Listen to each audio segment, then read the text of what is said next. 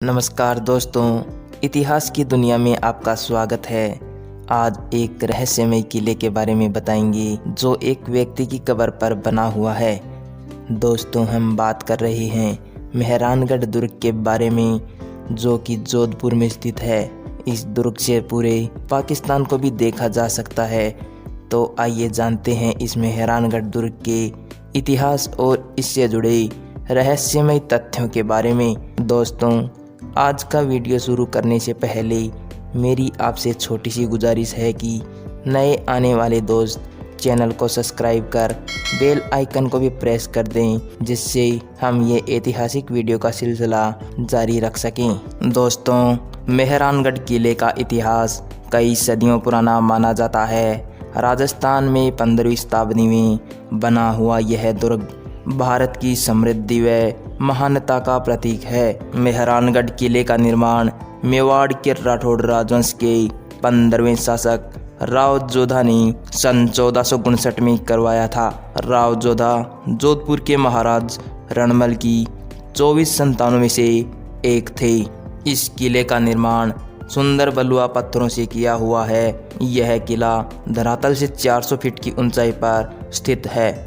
मेहरानगढ़ दुर्ग के भीतर कई भव्य महल, अद्भुत नक्काशी वाले दरवाजे और अनेक जालीदार खिड़कियां देखने के लायक हैं। इस दुर्ग में 7 प्रमुख प्रवेश द्वार हैं और किले के भीतर कई सुंदर महल हैं, जो फूल महल, शीश महल, दौलत खाना और मोती महल के नाम से जाने जाते हैं। मेहरानगढ़ दुर्ग में 68 फीट चौड़ी और 117 फीट लंबी दीवारें हैं, जो कि किले की रक्षा के लिए अहम भूमिका निभा रही हैं। इस किले के संग्रहालय में शाही शस्त्र एक से बढ़कर एक हैं, जिनमें भाले, तलवारें और भी विभिन्न प्रकार के शस्त्र सजाकर रखे गए हैं। मेहरानगढ़ दुर्ग को राव जोधा के बड़े पुत्र राव बीका ने जीतकर अपने अधिकार में कर लिया था, किंतु राजमाता के कहने पर राव बीका ने जोधपुर नरेश के समस्त राज के चिन्ह एवं कुलदेवी की मूर्ति लेकर जोधपुर से अपना दावा छोड़ दिया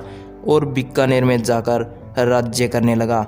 महाराज मानसिंह ने किले की चाबियां अंग्रेजी कप्तान को सौंपकर दुर्ग में रक्तपात होने से बचाया। यह दुर्ग वीर दुर्गादास की स्वामी भक्ति का साक्षी है। सन 1808 ईस्वी में जोधपुर के जाने माने प्रधान पोखरण ठाकुर सवाई सिंह चंपावत के कहने पर जोधपुर रियासत के महाराजा मानसिंह से युद्ध करने के लिए जयपुर के महाराजा जगत सिंह ने चढ़ाई कर दी, लेकिन महाराजा मानसिंह ने अपने पराक्रम से इस युद्ध को जीत लिया। मेहरानगढ़ दुर्ग में मां चामुंडा का एक भव्य मंदिर है। इस मंदिर के इतिहास के बारे में कहा जाता है कि जब राव जोधा अपनी राजधानी को मंडोर से जोधपुर स्थानांतरित किया था, तब राव जोधा अपनी साथ दुर्गा माता की मूर्ति को भी साथ ले गए थे। इस मूर्ति को मेहरानगढ़ दुर्ग में स्थापित किया गया, जिसे आज चामुंडा माता मंदिर के नाम से जाना जाता है। मेहरानगढ़ दुर्ग के बारे में बताया जाता है कि साल 1965 के भारत पाकिस्तान युद्ध में मेहरानगढ़ दुर्ग को निशाना बनाया गया था, लेकिन माता दुर्गा की कृपा से किसी का भी बाल विवाह का नहीं हो सका। एक बात यह भी है कि इस दुर्ग की चोटी से पाकिस्तान की सीमा को भी देखा जा सकता है। इस दुर्ग के 2 बाह्य प्रवेश द्वार हैं, जिनमें से जयपुर का निर्माण जोधपुर के महाराजा मानसिंह ने 1808 ईस्वी में करवाया था तथा फतेहपुर का निर्माण महाराजा अजीत सिंह के द्वारा जोधपुर से मुगल आधिपत्य समाप्त करने के उद्देश्य से करवाया था। पहले मारवाड़ का शासक मंडोर हुआ करता था, लेकिन महाराज रणमल की मृत्यु के बाद मारवाड़ का उत्तराधिकारी राव जोधा को बनाया गया था, लेकिन कुछ समय बाद राव जोधा से उसका राज्य छीन लिया गया। फिर राव जोधा ने कुछ वर्षों तक युद्ध जारी रखा और फिर से मंडोर पर अपना कब्जा कर लिया।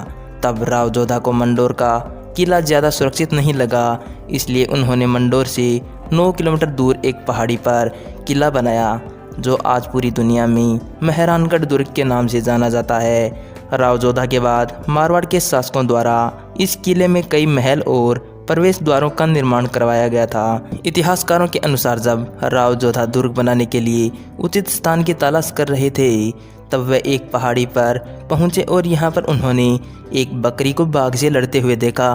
बकरी के साहस को देखते हुए राव जोधा ने दुर्ग बनाने के लिए उचित स्थान इसी पहाड़ी को माना।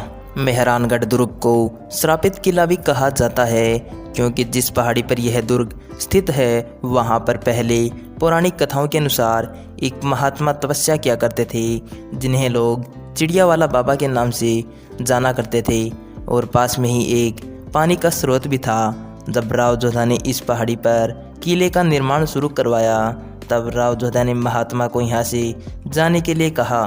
तब साधु महात्मा क्रोधित हो गए और जाते वक्त उन्होंने श्राप दिया कि जिस पानी के लिए तुम मुझे यहाँ से हटा रहे हो वह कुछ समय बाद सूख जाएगा।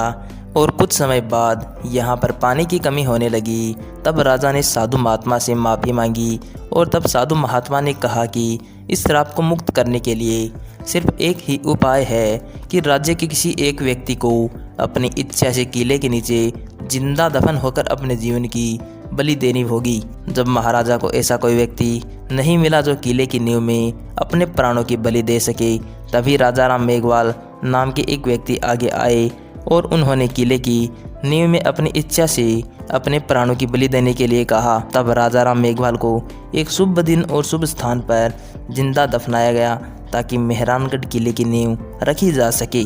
राजा राम मेघवाल के बलिदान को श्रद्धांजलि देने के लिए किले में उनकी कब्र के ऊपर बलुआ पत्थर का स्मारक बनाया गया है।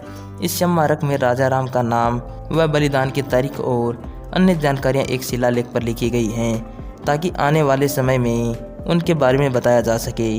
राजा राम की समाधि के बाद साधु महात्मा का श्राप कम होने लगा और किले के आसपास के इलाकों में पानी की समस्या कम होने लगी। तो दोस्तों, फिलहाल आज का वीडियो यहीं समाप्त करते हैं, और वीडियो पसंद आने पर न सिर्फ लाइक करें बल्कि चैनल को सब्सक्राइब कर अपने दोस्तों के साथ ज़रूर शेयर करें।